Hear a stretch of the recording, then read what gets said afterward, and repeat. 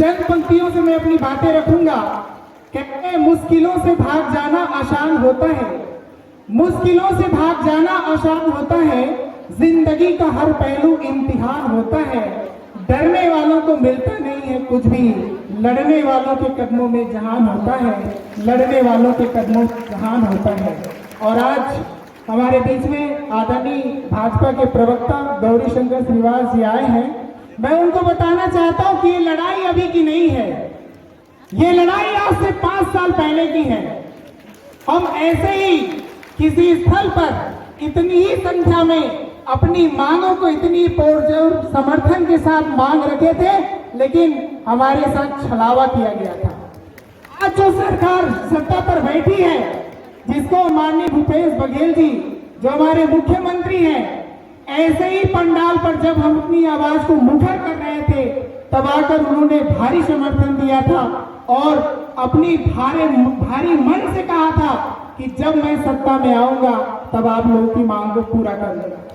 लेकिन सर, हम अपनी पीड़ा को बताना चाहते हैं कि ये स्वास्थ्य विभाग एक ऐसा विभाग है जिसके साथ उन्होंने सिर्फ और सिर्फ छलावा किया है, इसके अलावा कुछ भी नहीं किया है। उन्होंने सभी विभाग को दिया, चाहे शिक्षा विभाग हो, चाहे पटवारी को हो, चाहे पंचायत विभाग हो, सबको दिया। लेकिन एक ऐसा विभाग जिसके साथ सिर्फ छलावा हुआ, वो है स्वास्थ्य विभाग। और स्वास्थ्य विभाग में सेवा देने वाले ऐसे हमारे डॉक्टर्स, ऐसे हमारी स्टाफ नर्स, ऐसे हमारे मैदानी कार्यकर्ता जो स्वास्थ्य विभाग की जितनी भी सुविधाएं हैं, जन जन तक 24 घंटे अपनी सेवाएं देकर अपने परिवार को भी अनदेखा करके उनकी सेवा करते हैं। आज उनके साथ छलावा किया गया है, उन्हें कुछ भी नहीं दिया गया है। हमें अंतिम एक विश्वास था, एक भरोसा था। वो कहते हैं भूपेश है तो भरोसा है, लेकिन आज हमारा भरोसा भी उनसे टूट गया है। ये कैसा आपका वादा, कहाँ गया आपका वादा और कहाँ गया आपका इरादा। सचमुच आज जिनको भगवान का दर्जा दिया जाता था, आज वो भगवान अपनी मांगों को लेकर रोड पर बैठे हुए हैं। ये बहुत तकलीफ की बात है और ये सरकार को चिंतन का विषय है। सरकार के लिए सरकार को सोचना चाहिए, ये वही कोरोना वॉरियर्स हैं, ये वही कोरोना योद्धा है, ये वही लोगों की जान बचाने वाले लोग हैं जो अपनी जान जोखिम में डालकर 24 घंटा अपने परिवार बाल बच्चों से दूर रहकर जिन्होंने लोगों को जीना सिखाया, जीवन दान दिया है, ऐसे लोगों के साथ आज छलावा हो रहा है।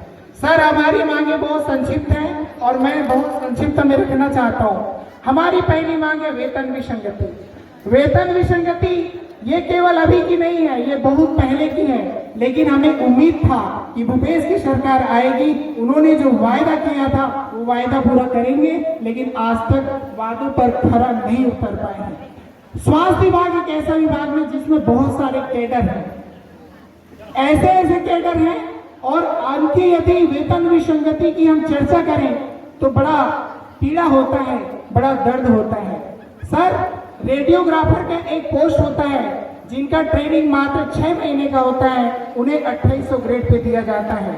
लेकिन एक है स्वास्थ्य संयोजक कर्मचारी, आरएचओ मेल और फीमेल, जिन्हें हम एमपीडब्ल्यू और एनएम के नाम से जानते थे, उनका 1 साल और 1.5 साल का कोर्स होता है, 12 महीने और 18 महीने का, और सिर्फ उन्हें 2200 का ग्रेड पे दिया जाता है। हमारी स्टाफ नर्स जो 4.5 साल का ट्रेनिंग कोर्स करते हैं, इतना मेहनत करते, इतनी पढ़ाई लिखाई करते हैं, और उन्हें भी 2800 का ग्रेड पे दिया जाता है, और 6 महीने वाले को भी 2800 का ग्रेड पे दिया जाता है। ये कितना बड़ा अंतर है। तो ये जो विसंगति है ये दूर होना चाहिए।